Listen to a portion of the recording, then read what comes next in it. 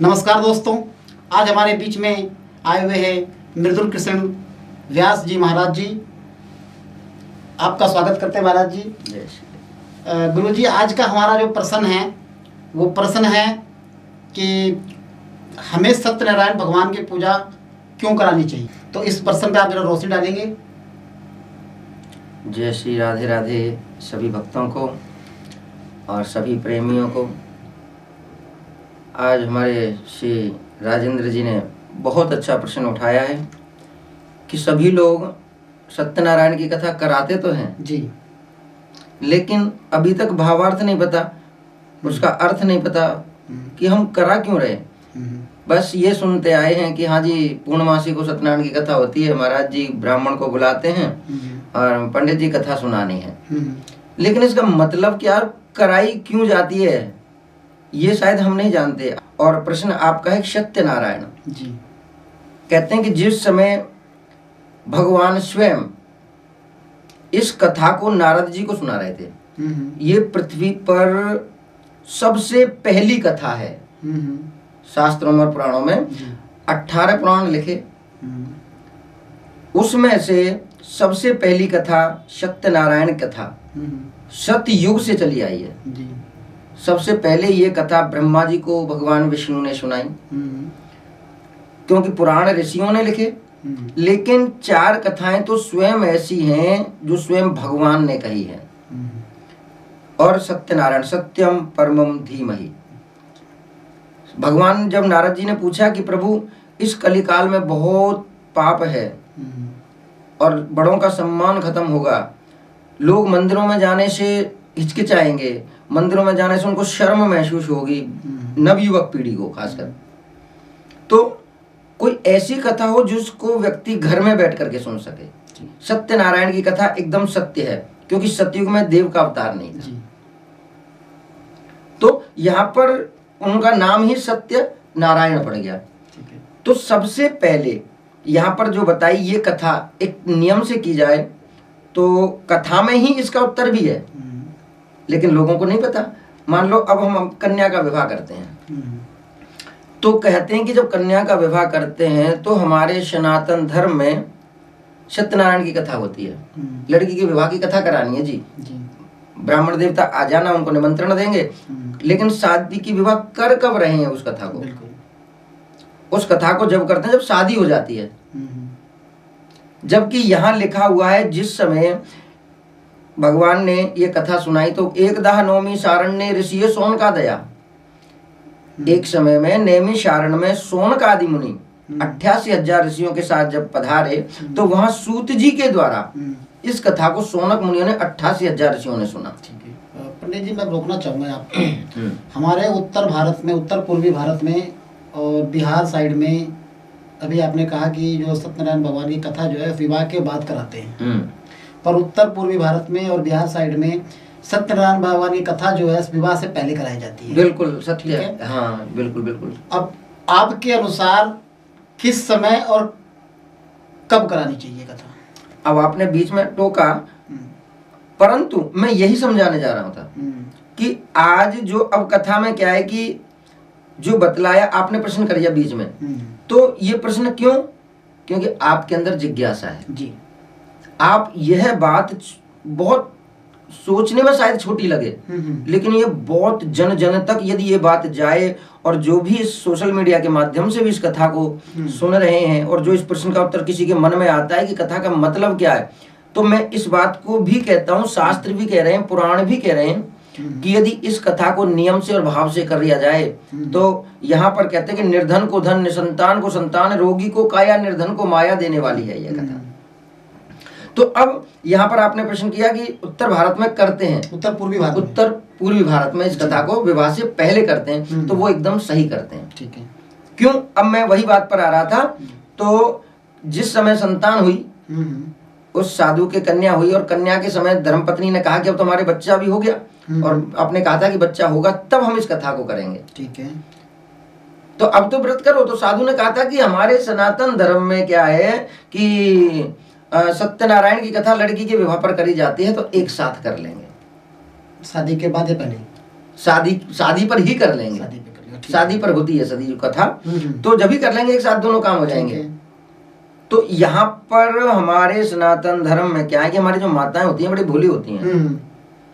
मेरे बेटे की शादी नहीं हो तो मैं कथा कराऊं, हम्म। मेरा मकान बन जाए तो मैं कथा कराऊं, हम्म। मेरा फलाना काम हो जाए तो मैं कीर्तन कराऊं। हम्म। यानी थोड़ा सा दुख यदि हमारे पास आया हम्म। तो तुरंत हम भाव में बह जाते हैं बिल्कुल। और मुंह मांग के नहीं, मांग तो लेते हैं, हम्म। परंतु ये जरूर भूल जाते हैं कि जो मांगा है उसको पहले पूरा करो। सही बात है। अब मांगना क्या है, यानी तुम भगवान को रिश्वत दे रहे हो, हम्म। और भगवान रिश्वत से नहीं, वो तो भाव से खुश है। तो यहाँ पर प्रश्न वही आया कि विवाह पर कर लेंगे। हम्म। अब यहाँ पर क्या कहते हैं कि वह विवाह जब लड़की का उन्होंने किया तो विवाह के समय भी कथा करना भूल गया। अब ये प्रश्न का उत्तर है आपके का, ठीक है। विवाह के समय कथा करना भूल गया। भाई उसने बाद में तो की, फिर दुख क्यों होगा? प्रश्न यहाँ अब यही कथा में प्रश्न है, लेकिन लोग हाँ जी, एक ब्राह्मण था, एक निर्धन ब्राह्मण था, एक लीलावती थी, एक कलावती थी, बस महाराज जी ने संग फूंका, हो गई कथा। तो ये कथा जो है भाव की है पहली बात तो। सत्यनारायण की कथा क्यों करानी है? क्योंकि भगवान ने स्पष्ट कहा है कि सबसे पहली कथा है। जो जिस भावना से कलयुग में करेगा, कलयुग केवल नाम अधारा, सुमर सुमर नर उतरहि पारा।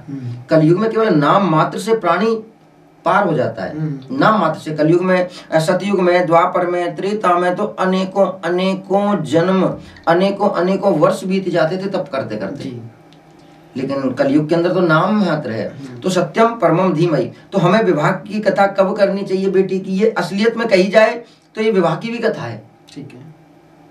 और होनी कब चाहिए? जिस दिन हमारी बेटी की शादी है उससे एक दिन पहले बिल्कुल मांढा गाड़ा जाता है। उत्तर पूर्वी भारत में और बिहार में ऐसे ही होता है, आज भी है ये। एक दिन पहले या 2 दिन जिस दिन मांढा गाड़ा जाता है, मांढा के सेम उस दिन हुए होती है। हाँ, पहले मांढा गड़ेगा, मांढे के नीचे कथा होती है, लेकर के माता पिता कन्या को बीच में बैठते हैं। जी जी जी। ब्राह्मण देवता कथा श्रवण कराते हैं और उसके पश्चात फिर आरती होने के पश्चात वही ब्राह्मण देव सबसे पहले मांढे के नीचे ही बैठ करके भोजन करता है और उसके बाद में कहते हैं कि आगे का कार्य प्रारंभ होते हैं।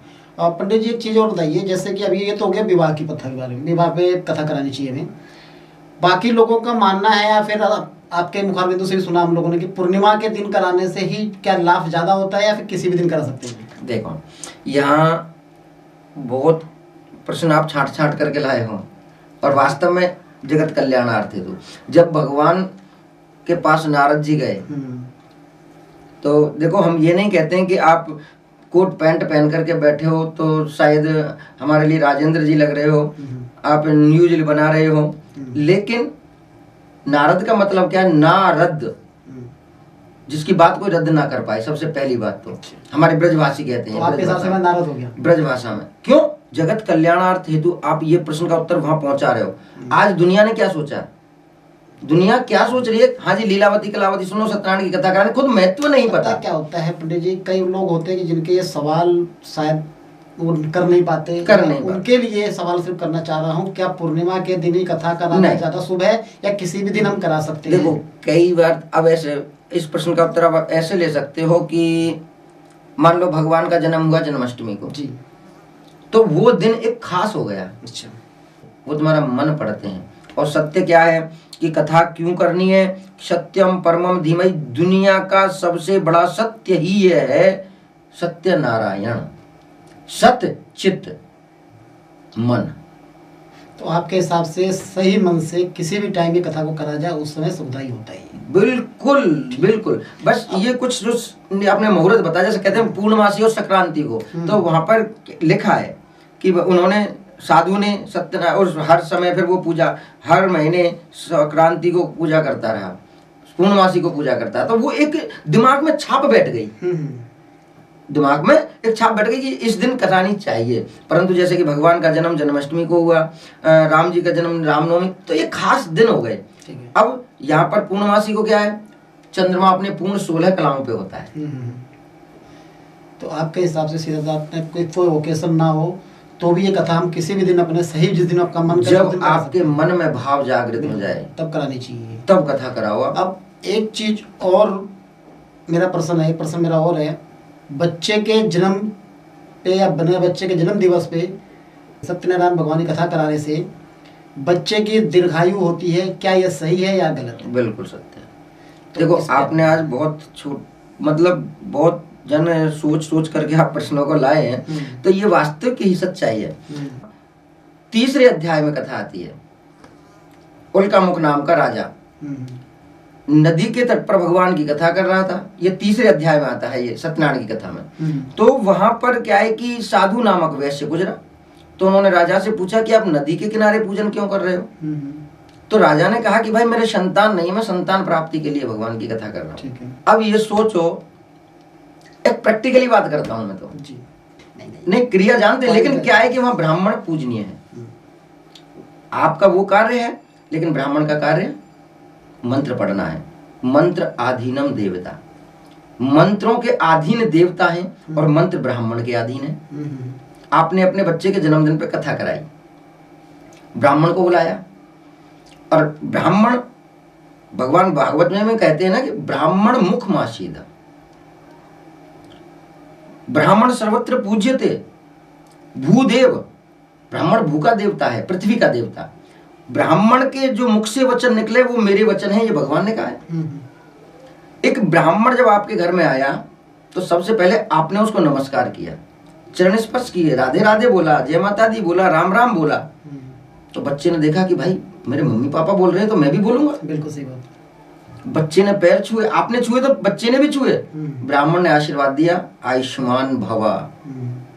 ब्राह्मण वाक्य जनार्दना, भगवान ने आशीर्वाद दिया है, आयुष्मान भवा, तेरी आयु लंबी होगी तो होगी। ब्राह्मण जो अपने वचन पे चले तो ब्रह्मा उसकी ताकत को नहीं काट सकता, उसके वचन को नहीं काट सकता। ब्राह्मण सर्वत्र पूज्यते।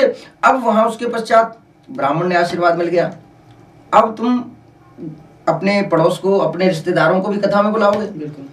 आपसे जो बड़े आ रहे हैं आप उनको नमस्कार करोगे, आपको देख करके बच्चा उनको नमस्कार कर रहा है, तो बेटा खुशी रहे। और आजकल तो बूढ़ी मैया तो ऐसा आशीर्वाद दे, भैया दूध नहाओ पूतो फलो, तेरी चिरंजीव होए, तेरी लाजारी उम्र होए, तेरा ये होए, बड़ों का आशीर्वाद। बिल्कुल। उसके पश्चात फिर ब्राह्मण ने पूजा प्रारंभ कर दी, बिल्कुल। मंत्रों का उच्चारण किया, देवता विराजमान हो गए। अब देवताओं की पूजा में बच्चा चाहे कर कुछ भी नहीं होगा, लेकिन बगल में जरूर बैठेगा आपके। ब्राह्मण देवता उसको तिलक लगाएंगे, मोली बांधेंगे, ये न बद्दो बली राजा दानवेंद्रो महाबला। तो उन एक ना एक दिन तुमसे वो बच्चा पूछेगा, पापा महाराज जी ऐसे बोल रहे थे, तो इसका अर्थ क्या है? तो तुम भी उनको समझाओगे कि बेटा ऐसा था, तो उसके दिमाग में ये बात घर करेगी।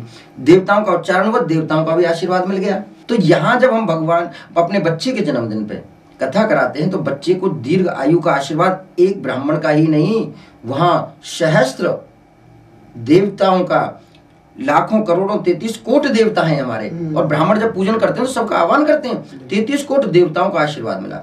फिर पितरों का आह्वान करेंगे, पितरों का आशीर्वाद मिला। ब्राह्मण खुद पधारे, ब्राह्मण का आशीर्वाद मिला। जितने भी कथा श्रवण करने के लिए आए आशीर्वाद मिला। और वहां यदि केक काटते हैं तो ताली बजा करके चल देते हैं। सही बात है।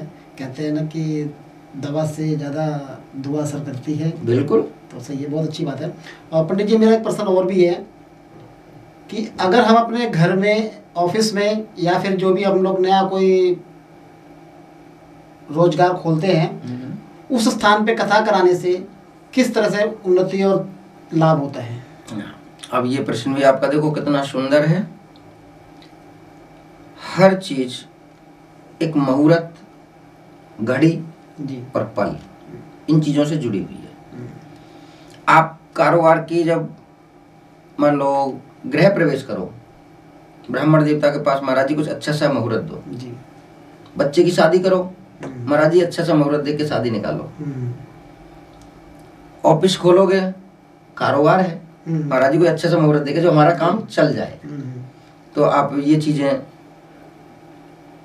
तो अब यहाँ पर आपका प्रश्न का उत्तर देखिए कितना सुंदर है। और प्रैक्टिकली यहाँ पर भी फिर मैं कहूंगा कि प्रैक्टिकल, आज पब्लिक को क्या चाहिए? प्रैक्टिकल। चमत्कार को नमस्कार, जी। चमत्कार है तो कुछ आपकी पहचान है, बिल्कुल। और चमत्कार नहीं है तो महाराज ये तो, अरे महाराज ये तो मंदिर में घंटी लाने वाले ब्राह्मण देवता, तो उनकी पूछ नहीं है बेचारे, जबकि वो नियम से और कर्म से अपनी पूजा कर रहे हैं, धर्म से। जी। लेकिन आजकल हमारी वो चीजें नहीं चल पा रही हैं, क्योंकि आज लोग को चमक चाहिए। जी।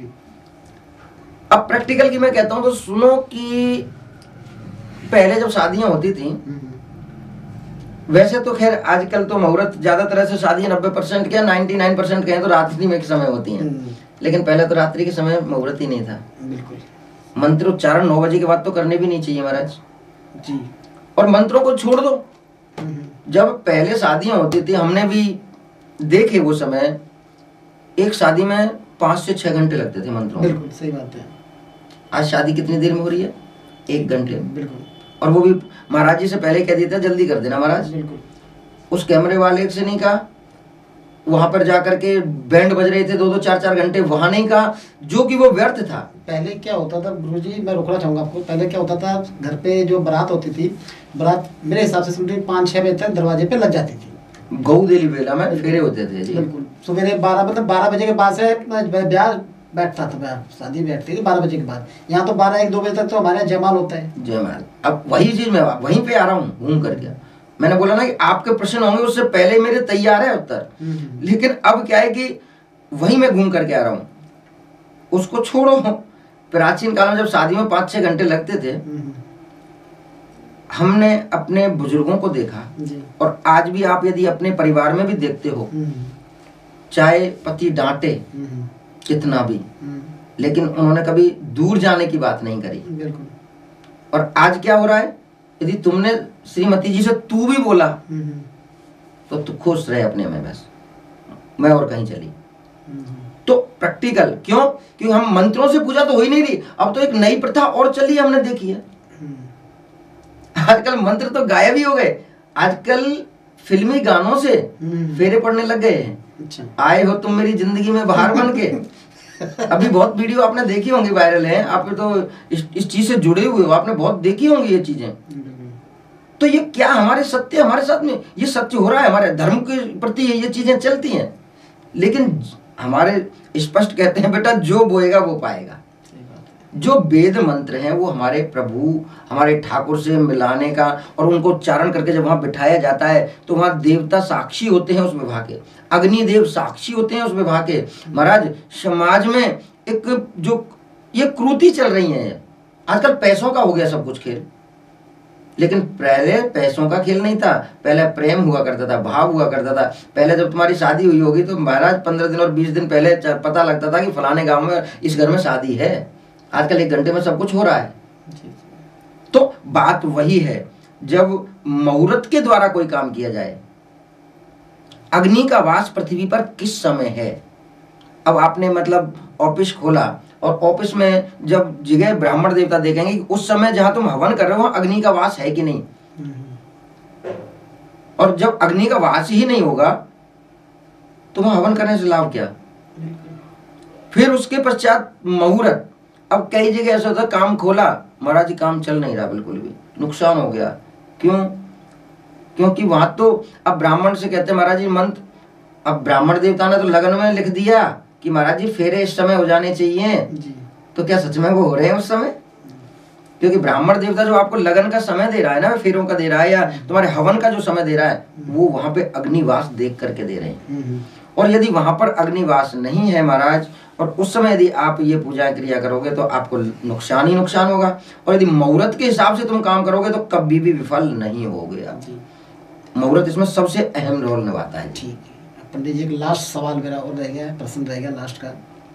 सूतक और पातक क्या होते हैं, और सूतक और पातक के बाद क्या सत्यनारायण कथा करानी चाहिए या नहीं करानी चाहिए? नहीं, ये सूतक और जिसको सोवर पातक कहते हैं, सोवर हमारे गांव में एक भाषा है, अब हर जगह अलग अलग हुए। तो सूतक कहते हैं जब कोई नमो नारायण होता है जी, उसमें लगते हैं सूतक, जब कोई छोड़ के जाता है। और जब कोई आता है, मेरे हिसाब से जब बच्चे का जन्म होता है तो उस टाइम सूतक होता है शायद, उस समय पातक होता है, उस समय जिसको सोवर कहते हैं। हाँ हाँ, और सूतक कहते हैं जब कोई छोड़ के जाता है। हाँ अच्छा ठीक है। सूतक। तो अब इसमें अंतर क्या है? अब लोग कहते हैं सूतक और पातक में पूजा करना घर में बंद कर देते हैं, पर्दा डाल देते हैं। जी। भाई उस समय तुम्हारा खाना तो बंद नहीं हुआ, बिल्कुल। उस समय तुम्हारा सोना तो बंद नहीं हुआ, उस समय तुम्हारा जागना तो बंद। हाँ, अंतर है। देखो यहाँ पर ये जरूर है कि सूतक में पूजा नहीं होती और पातक में तुम नहीं करोगे। यदि तुम अब लाल जी को रखते हो, हमारे ठाकुर जी को रखते हो, तो ठाकुर जी के तो रोज स्नान होते हैं, बिल्कुल। ठाकुर जी के तो रोज पूजा भोग लगता है, तो क्या वो 7 दिन तक भूखे बैठे रहेंगे वहां पे यदि पर्दा पड़ा रहेगा तो? नहीं, क्योंकि आजकल तुम भगवान को तुम पूजा, हमारे ब्रज में तो भैया शाम को सोते भी हैं तो उनके कुछ खाने के लिए रखा जाता है, सुबह नहलाते हैं उनको, जैसा हम कपड़ा सुंदर पहनते हैं तो उनको सुंदर कपड़ा पहन श्रृंगार किया जाता है। दोपहर में हम आराम करते हैं, हमारे ठाकुर जी के मंदिर में उनको आराम कराया जाता है दोपहर के समय भी। तो एक भाव है पूजा करने का। तो ऐसे ही हम कोई भी कार्य करें सूतक में हम नहीं कर सकते, हमारे लिए निषेध है हाथ लगाना, क्योंकि उस समय हमारे उस शोक में हम डूबे हुए हैं। ठीक है। अब यहाँ पर ये कारण भी सोच लो कि सूतक में हम पूजा क्यों नहीं कर रहे हैं, क्योंकि भगवान क्या कहता है कि बेटा चाहे 1 मिनट या 1 सेकंड दे पर मन से खुश होकर के दे। और उस समय हम खुश हो ही नहीं सकते जब हमारा कोई परिजन हमको छोड़ करके जा रहा है, तो उसमें तो हम शोक में हैं। इसलिए जब तक उस शोक की निवृत्ति ना हो जाए, घर शुद्धिकरण ना हो जाए, तब तक हम नहीं कर सकते। लेकिन यदि हमारे घर में कोई कन्या है, छोटी सी बिटिया, कंजक देवी साक्षात का देवी का स्वरूप है देवी कंजक, तो आपके यदि घर में कोई कंजक है या कोई बहन बेटी आपकी पराए घर से जो शादी हो जाती, उसके बाद उस लाल जी के तो स्नान और पूजा पाठ उनका नियम पक्का बनाना रहना चाहिए। सोबर में तो पूजा पाठ हवन, जिस दिन तुम्हारा पूजा नामकरण का हवन निकलेगा उसके बाद पहले हवन होगा, हवन के बाद में यदि तुम्हें कथा करानी चाहो तो कर सकते हैं। पहले हवन फिर कथा। तो पहले घर का शुद्धिकरण मंत्रों के द्वारा होता है, उसके बाद में आप क्रिया करो। तो प्रैक्टिकली आपको दुनिया कहती है कि महाराज देखो, डॉक्टर के पास जब इंसान जाता है तो वो 25 के oh my God my 5 minute let's, डर गया इंसान, ओ यार ये तो कह रहे 5 मिनट लेट हो गए, वरना अब तक तो पहले। उसके बाद हाँ जी क्या हो गया, अब तो ऑपरेशन ही करना पड़ेगा जिसके अलावा कोई इलाज नहीं है। और उसके बाद भी जब 25 लाख मांगने के बाद आपने उसके टेबल पे रख दिए, तो वहां भी वो एक पर्चा देता है आपके सामने और कहता है जी सर आप इस पे साइन मारो, अपने इस पे आप अपने साइन मारो। हमारी कोई गारंटी नहीं है, कुछ ऑपरेशन थिएटर में कुछ होता भी है तो, लेकिन शास्त्र पुराण ये कहते हैं कि भैया 25 पैसे मत दो, हम आपको गारंटी भी देते हैं आपका काम 100% होगा, अच्छी तरह से होगा। लेकिन मन के अंदर जिस समय आप बैठे हो भगवान को इतनी हमारी, हाँ जैसे तुम गारंटेड वहां पे आप साइन मारते हो, तो यहाँ भी आपको साइन देने पड़ेंगे ठाकुर जी के लिए कि प्रभु 5 मिनट बैठा हूं तो ये सिर्फ तेरे लिए हैं, उसके बाद घर में चाहे कुछ भी हो हमें कोई मतलब नहीं है। लेकिन जब आप सच्चे मन से प्रभु को दोगे तो वही साइन आपके होंगे कि अब हमने आपके साइन मार दिए जी, अब आपके लिए ये 5 मिनट हमने दिए, अब इसके बदले हमको ये चाहिए। क्योंकि वैसे तो भगवान से कभी कुछ मांगना चाहिए नहीं, भगवान तो सब कुछ देने वाले हैं। भगवान से कुछ ये नहीं कहेंगे भैया मेरा ये काम हो जाए तो हम ये करें, हमारा ये काम हो जाएगा तो हम ये करेंगे। हमारी औकात नहीं कि हम उसको कुछ दे सकें, वो तो हमको सब कुछ देने वाले हैं। तो आप यही सोच कर चलिए कि आपके प्रश्न में ये आप जन जन तक पहुंच गया और उनको ये पता लग गई कि सत्यनारायण की कथा कितनी महत्वपूर्ण है और कथा क्यों करनी है। और कथा करते समय भी यदि आपके मन में कोई प्रश्न आए तो आप अपने आचार्य से, अपने ब्राह्मण देवता से, अपने गुरु से जरूर प्रश्न करें, क्योंकि आपकी जैसी जिज्ञासा जागी है ऐसी हर किसी प्राणी के अंदर जिज्ञासा जाग जाए तो धर्मो रक्षेति रक्षिता। आप धर्म की रक्षा कर रहे हो इन प्रश्नों को उठा करके। आपसे आज बात करके बहुत अच्छा लगा पंडित जी, आप आए, आपका बहुत बहुत धन्यवाद। जय श्री राधे। आगे आप बने रहेंगे इसी तरह से। बिल्कुल बिल्कुल। और आप से भी मेरा अनुरोध है कि इस वीडियो ज़्यादा से ज़्यादा चलाएं और ज़्यादा से ज़्यादा शेयर करें, क्योंकि इन प्रश्नों का उत्तर हर कोई पाना चाहता है, लेकिन शायद आपको तो इतना ही समय नहीं हो पाता है। तो आप तक ये बहुत अच्छा आपने प्रश्न उठाया हमारे राजेंद्र जी ने, तो अब जन जन तक पहुंचाने के लिए सभी को प्यार भरी राधे राधे।